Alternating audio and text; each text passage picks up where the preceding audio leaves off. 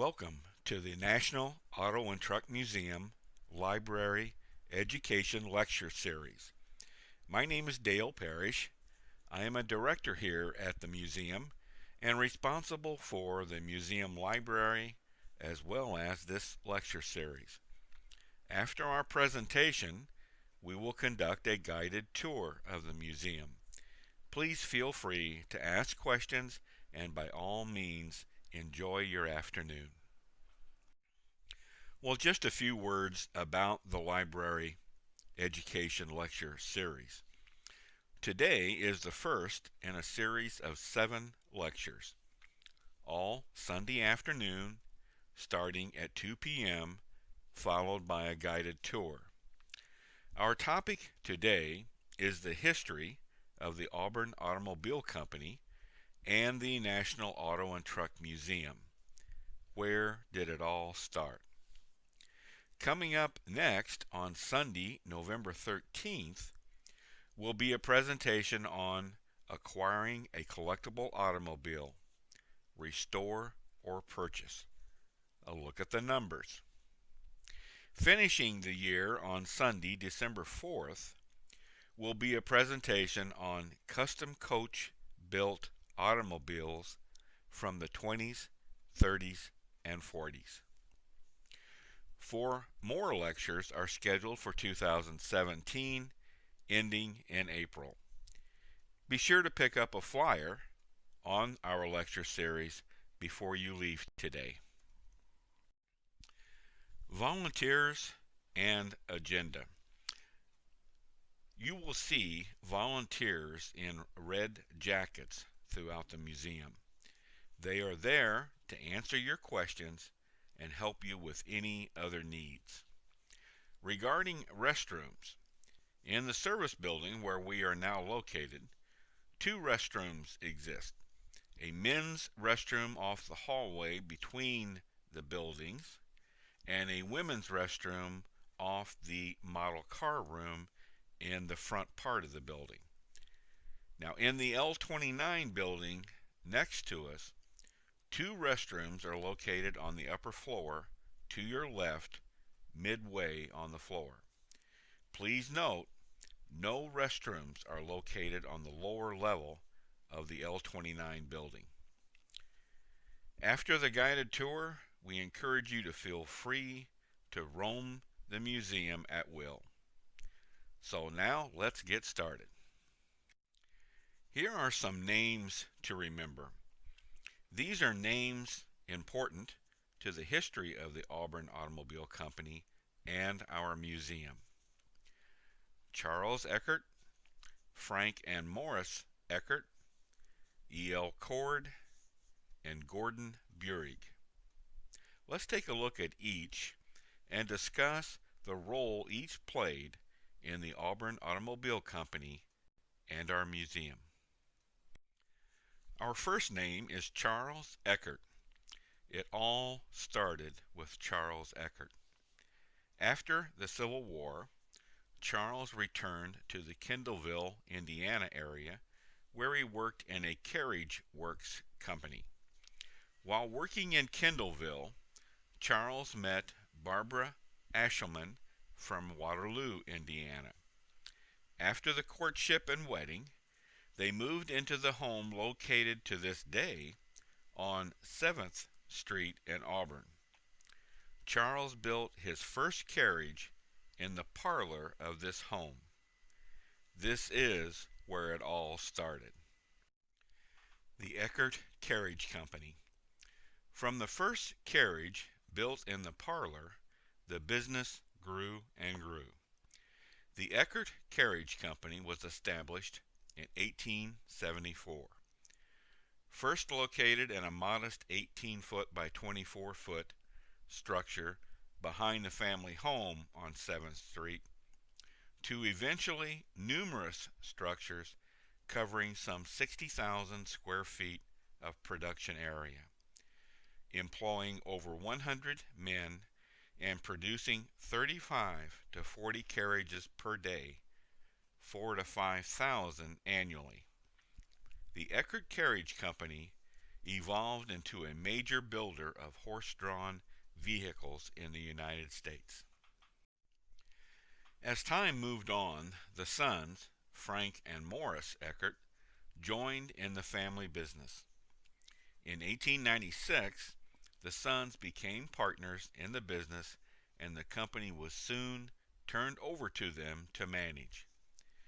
The sons saw the fact that the motorized automobile would soon replace the horse-drawn buggy. So in 1903, the company was reincorporated and soon automobiles were being produced under the name Auburn Automobile Company. Auburn was a major area for automobile production, as we will soon see. At the turn of the 20th century, 4 automobile companies were producing automobiles in the town of Auburn, Indiana. All got their start in producing horse-drawn vehicles. Zimmerman Automobiles, 1907 to 1915. McIntyre Automobiles, 1908 to 1915. Kiblinger Company, 1897 to 1908. And of course, Auburn Automobile Company, 1903 to 1937. We have McIntyre, Kiblinger, and Auburn automobiles currently on display in the museum. In 1912, the Auburn Automobile Company suffered a devastating fire, destroying carriage bodies, parts, and most of the buildings. One of the surviving buildings was the paint shop. A portion of that building now sits on the museum property just north of the parking lot. We will be able to see the building on our tour. This building is in fact open to the public with carriages on display. With most of the Eckert factory destroyed in the fire, the Auburn Automobile Company was being built on the south end of town, where the Auburn Cord-Duesenberg Museum and our museum currently sit. To the east and north of the current museums were many specialty buildings to handle production, assembly, interiors, metals, engines, and transmissions, all producing some of the finest automobiles in the country. Back when the Auburn Automobile Company was going strong, it was thought that Auburn could become the car capital like Detroit became due to the number of automobile companies located in Auburn. The service building. The arched roof service building, where we are located today, was built in 1923 and was named that because it was there where mechanics were on duty to service and work on your Auburn, Cord, or Duesenberg automobile. The construction of the arched roof was called a bowstring lattice system, which was then popular for open space buildings, good for automobile display. Also located in this building were general offices, a waiting area, and a walk-in vault, which still exists today. Test drivers were also housed in the service building. Their job was to test drive your car and certify that it will go over 100 miles per hour. The entire lower level was dedicated to parts distribution for the Auburn Automobile Company worldwide. The next name on our list of names to remember is E.L. Cord. E.L. Cord takes over the reins of the Auburn Automobile Company in the 20s, and in 1928-29 built the building next to the service building, known as the L29 building. The construction of the building was very worker-oriented. Monitor windows were installed, those are the raised windows on the roof, to allow for a fresh breeze, and natural light. Factory-style windows surround the rest of the building for maximum ventilation and light. This building was to be dedicated to building the L29 Cord front-wheel drive automobile. The Cords were famous for front-wheel drive and supercharged engines. Later models had hideaway headlights and unibody construction. The upper level was dedicated as a staging area, while the lower level housed design and engineering. Gordon Burek is the last name of the names to remember. Burek, a notable automobile designer, joined the Auburn Automobile Company in 1934 and designed the 1935 851 boat-tail Speedster, as well as the design of the models 810 and 812 Cord, a car later recognized for its originality by the Museum of Modern Art in 1951.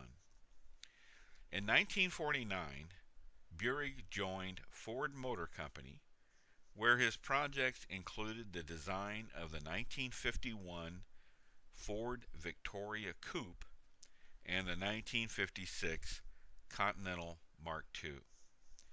On display in the L29 building is Burek's personal 1951 Ford Victoria Coupe. Gordon Burek was honored and recognized by many prestigious automotive artistic groups over the years. In 1989, he was inducted in the Automotive Hall of Fame. The National Auto and Truck Museum. The Auburn Automobile Company ceases doing business in 1937. The Warner Motive division of Borg Warner Corporation took immediate possession, producing gears and gearboxes for various types of vehicle needs for the next 26 years, closing its doors in 1964. Other than some temporary storage, the buildings sat vacant for another 24 years. Three men, Delmar Johnson, John Martin Smith, and Dean Cruz, all visionaries for the Auburn Cord Duesenberg Automobile Museum, saw use in these two old buildings. Their thoughts were to put a car and truck museum in these buildings to further save the automotive heritage of the Auburn Automobile Company. The two buildings were then purchased in 1988. The buildings had fallen into terrible disarray. Gaping holes in the L29 building roof, decayed and vandalized doors and windows, and roaming animals and creatures. Many in the Auburn area wondered and questioned if the buildings could be saved. Over the next 8 years, donations of time, money, materials, and thousands of volunteer man-hours made the unthinkable happen. In 1994, the doors were open for business. In 2005, the Auburn Cord Duesenberg Museum and the National Auto and Truck Museum were nominated and received the tremendous honor of being declared National Historic Landmarks. The museum today, while proud to be in historic buildings, prides itself in displaying post-World War II cars and trucks of all vintages. But more lies ahead. We have seen the future. The museum has recently announced a capital plan called We Have Seen the Future. The plan has 3 components. Component 1 will be the renovation of the service building and L29 building as seen in renderings 3 and 4. Component 2 is the addition of the Parade of Progress building. This structure will house the future liner, more to come on that shortly, and related vehicles. Pictured in rendering 1 and 2, this building will be the main attraction. Component 3, the addition on the south side of a building that will be utilized for vehicle display, meeting room, and kitchen and reception, pictured in rendering 4. These renderings and more are on display in the gift shop area. The time frame for this plan will, of course, hinge on donations. Our future liner. As you tour the museum today, you will want to spend some time viewing our General Motors future liner. Only 12 of these were produced. Ours is number 10. It's a 1953 future liner, weighs 30,000 pounds, and at its tallest point is 11 foot 7 inches tall. Lecture Series presentation of February 12, 2017 will be devoted entirely to this vehicle. The building, as we mentioned earlier, the building to be constructed in Component 2 of our capital plan, the Parade of Progress building, will be where this vehicle and related vehicles will be featured. We are extremely proud to display this piece of automotive history. In closing, as we said earlier, after the guided tour, feel free to roam and look closer at the many highlights our museum offers. Thank you for your interest today.